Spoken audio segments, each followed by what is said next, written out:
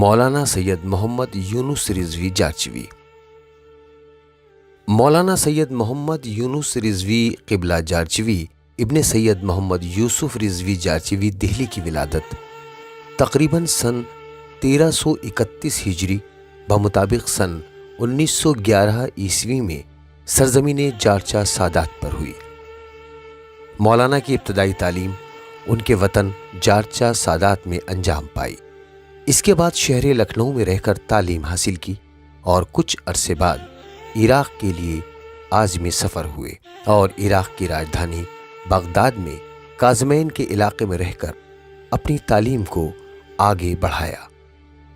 جب عراق کے صدر عبدالسلام عارف کی حکومت تحلیل ہوئی، اس وقت آپ عراق کو ترک کر کے لائل پور آ گئے اور وہاں زندگی شروع کی۔ لائل پور دھوبی گھاٹ میں موجود امام بارگاہ عزاخانہ شبیر کے ذریعے تقاریر اور اسلامی تعلیمات کا آغاز کیا۔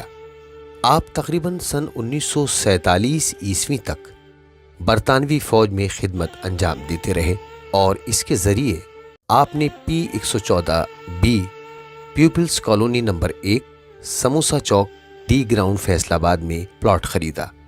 مولانا نے دعائے مشلول اور دعائے سب کا عمل کیا تھا اور یہ چلہ آپ نے امام موسیٰ کاظم علیہ السلام اور امام محمد تقی علیہ السلام کے حرم مطہر یعنی کاظمین میں بیٹھ کر انجام دیا۔ مولانا یونس رضوی آیت اللہ العظمیٰ سید محسن الحکیم طباطبائی کے شرعی وکیل تھے۔ سن 1955 عیسوی سے معجزہ نامی اخبار کے ایڈیٹر قرار پائے۔ نیز فیصل آباد کی 25 رجب میں شہادت امام کاظم علیہ السلام کی مناسبت سے منعقد ہونے والی مشہور و معروف قدیمی اور مرکزی مجلس کے بانی، سرپرست اور لائسنس ہولڈر کے عنوان سے پہچانے گئے۔ مولانا کی زبان میں اس قدر مٹھاس تھی کہ آپ نے اپنی تقاریر کے ذریعے شیعہ اور سنی دونوں فرقوں کو ایک پلیٹ فارم پر جمع کر دیا اور آپ منادی وحدت کے عنوان سے پہچانے جاتے تھے۔ شیعہ سنی اتحاد کا نتیجہ واضح تھا۔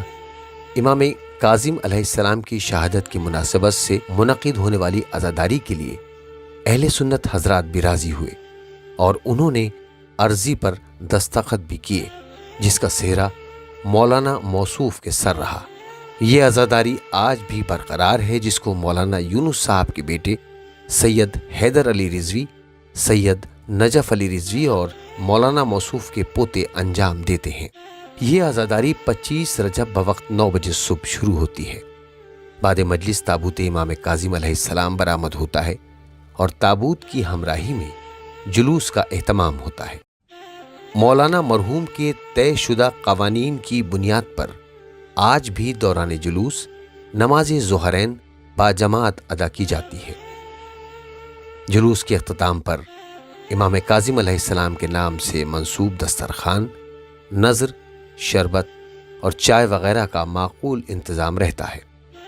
جس پودے کی مولانا نے کاشتکاری کی تھی، حال حاضر میں وہ پودا ایک تناور درخت کی شکل اختیار کر چکا ہے، جس کا مشاہدہ ہر سال قابل دید ہے۔ ہمیں امید ہے کہ اس عزاداری کو ان کی نسلیں امام زمانہ اجل اللہ تعالی فرجہ شریف کے ظہور تک ایسے ہی جاری و ساری رکھیں گی۔ مولانا یونس جارچوی 30 ذیقعد سن 1407 ہجری بمطابق 27 جون سن 1987 عیسوی میں 76 سال کی عمر میں دار فانی سے دار بقا کی جانب کوچ کر گئے اور نماز جنازہ ادا ہونے کے بعد شہر فیصل آباد کے قبرستان میں دفن کیے گئے۔